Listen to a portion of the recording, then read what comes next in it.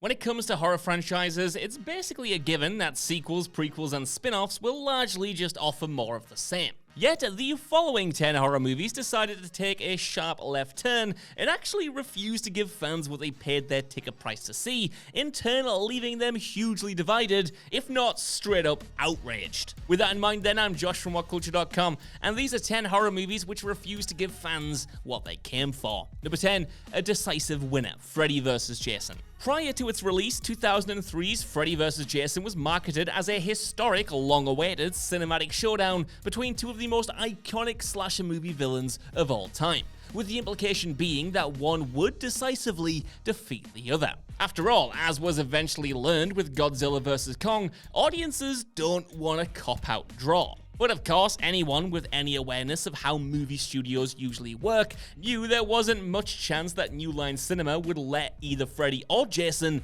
unambiguously go down for the count. And so, Freddy vs. Jason ends with Freddy being decapitated by human protagonist Laurie, while Jason falls off the dock, both seemingly dead. Yet, the final scene takes place the next morning, with Jason emerging from the water, brandishing both his machete and Freddy's decapitated head, before Freddy then cheekily winks at the camera and laughs. The end. Now, while Jason was certainly in better shape when the end credits rolled, New Line quite predictably refused to give the concrete W to either character, ensuring that the ending felt like an undeniable, if unsurprising, cop-out. Number 9, another found footage movie, Blair Witch 2: Book of Shadows. The Blair Witch Project was, of course, an absolute pop culture phenomenon upon release, and therefore a colossal financial success which ensured a sequel would quickly be on the way. All Blair Witch 2 really had to do was give audiences more of the same. Another found footage movie in a creepy location, and it probably would have been a sizable hit in its own right. But instead, the producers opted to take the series in a bold and frankly kinda stupid new direction, by ditching the innovative found footage gimmick and styling Book of Shadows Blair Witch 2 as a conventional narrative film. As such, one of the most defining aspects of the original, and one which massively heightened its sense of perceived realism, was out the window right away. Combine that with the sequel's generally trash script and rough execution, and it's little surprise that it grossed just a fraction of the original, while also receiving 5 Razzie nominations. Number 8, Doug Bradley as Pinhead, Hellraiser Revelations. Up until the recent reboot, Hellraiser fans had basically suffered through all of the terrible sequels because, at least for a while, they still starred the ever-brilliant Doug Bradley in the role of Cenobite leader Pinhead. Bradley played Pinhead in the first 8 Hellraiser movies, but then opted not to return for 2011's Hellraiser Revelations due to the project's low budget and rushed production. See, when I say low budget, I really mean it here, because with a mere $300,000 price tag, Revelations was hastily developed by the Weinstein Company to prevent them from losing the rights to Hellraiser, and by God, does it show. Even typically open-minded and forgiving Hellraiser fans couldn't help but cringe at the painfully wonky production values and, worst of all, Bradley being replaced in the Pinhead role by Stephen Smith Collins. Unaided by the paltry budget, Collins' turn as Pinhead couldn't hold a candle to Bradley's, ensuring that this appalling sequel lacked even the basic fleeting thrill of seeing a legendary actor reprising the role he was seemingly born to play. Bradley was then replaced by Paul T. Taylor on the next sequel, Hellraiser Judgment, before the bigger budget recent reboot swapped him out again for Jamie Clayton, with far more satisfying results. Number 7, Amanda becomes the new Jigsaw, Saw 3. Saw 3 made it incredibly clear from the outset that it would be the final Saw movie to directly feature Jigsaw, aka John Kramer, given that he was imminently due to succumb to his cancer. His apprentice Amanda Young was neatly teed up to take over the Jigsaw mantle, and considering that Amanda was ingeniously revealed to be his secret apprentice at the end of Saw 2, passing the baton to her felt like a relatively organic way to keep the series going. But Saw 3 ultimately went in another direction entirely, focusing on Amanda veering away from Jigsaw's philosophy and instead rigging traps to unfairly kill Kramer's test subjects. Worse still, Amanda dies at the end. And were this the final Saw film, might have been fine, but given that the series is currently prepping its 10th entry, it left the franchise scrambling to fill the void left by both Kramer and Amanda. As the series has offered up a slew of underwhelming apprentice characters ever since, it's safe to say that establishing Amanda as the new Jigsaw would have made much more sense, but instead she never got the opportunity to become an iconic horror villain in her own right. Number 6, an army of Alices, Resident Evil Afterlife. The third Resident Evil film, while hardly great on its own terms, at least ended with one hell of an insane, even tantalizing hook for the inevitable fourth movie. In the final scene, hero Alice reveals that she and an army of her own clones are preparing to launch an assault against the villainous Albert Wesker, which set the stage nicely for the next movie, Resident Evil Afterlife. But as became tradition for this headache-inducing franchise, Afterlife totally and utterly screwed the pooch where that enticingly deranged sequel hook was concerned, by burning through it in record time like it meant nothing in the prologue of the next movie. And though Afterlife does begin with the awesomely surreal sight of Alice and her clones attacking the Umbrella HQ,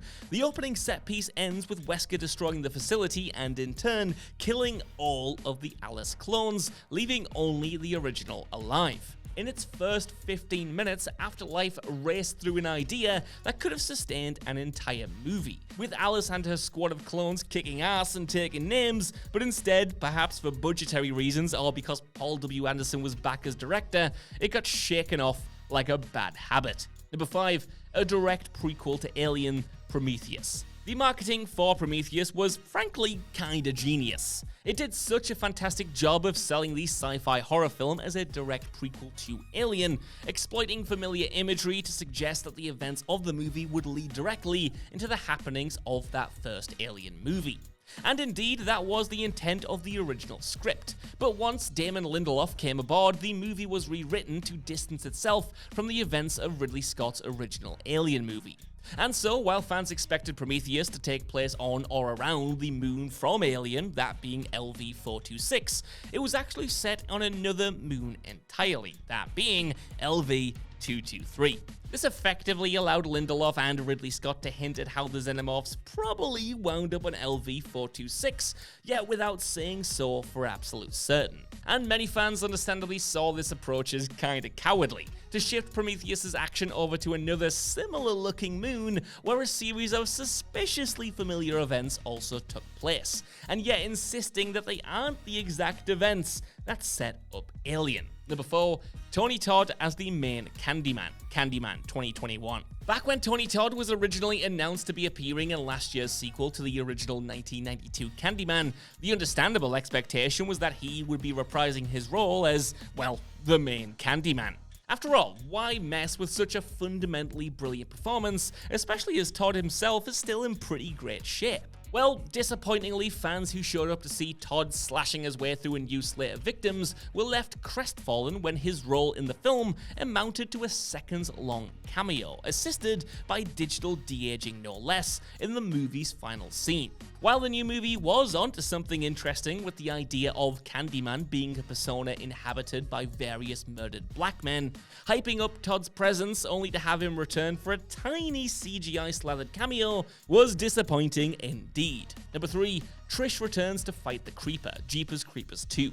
The original Jeepers Creepers saw poor Darry kidnapped and killed by the Creeper at the end, all the while his sister Trish was helpless to save him. And because of this, fans immediately wanted to see a sequel where Trish swore revenge on the Creeper, which to date still hasn't materialized. Trish doesn't appear at all in Jeepers Creepers 2, and only showed up for a small cameo in 2017's third film, which teased a sequel focused on her hunting the Creeper down finally. With the recently released Jeepers Creepers Reborn serving as a franchise reboot, and through its poor critical and commercial performance likely killing the series outright, it's sadly never going to be something we'll ever get to see. Number 2, Michael Myers' Halloween 3 Season of the Witch. Halloween 3 Season of the Witch was nothing if not an incredibly bold swing from franchise creators John Carpenter and Deborah Hill. They felt that Halloween would be more effective as an anthology series after the second movie, with each sequel focusing on a new story and set of characters.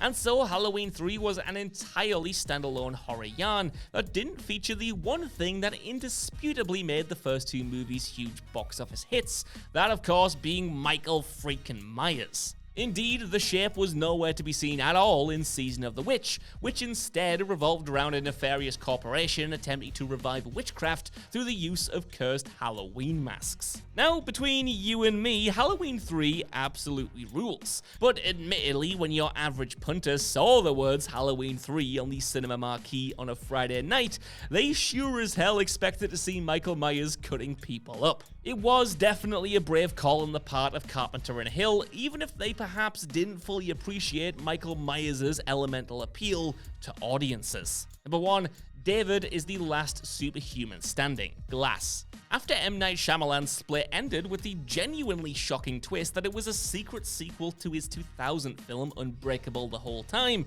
the stage was seemingly set for a third movie which persuasively tied everything together. And the marketing for Glass did a fine enough job of hyping up an epic finale in which superhuman vigilante David Dunn would take on both Mr. Glass and the Horde, yet the outcome wasn't really what anyone expected or even wanted. See, Shyamalan, seemingly on purpose, delivered an anti-superhero movie. The big battle between Dunn and the Horde is a clumsy fight in the drabbest of locations, a literal parking lot, and worse still, the movie ends with all three superpowered characters dead and gone. Though it was expected that Mr. Glass and the Horde would probably die, fans were left totally bemused that Dunn died such a bafflingly anticlimactic, unceremonious death, being drowned in a puddle by some anonymous guy. Even accepting Dunn's noted fear of water, it was still a pathetic, depressing end for the film's overarching hero,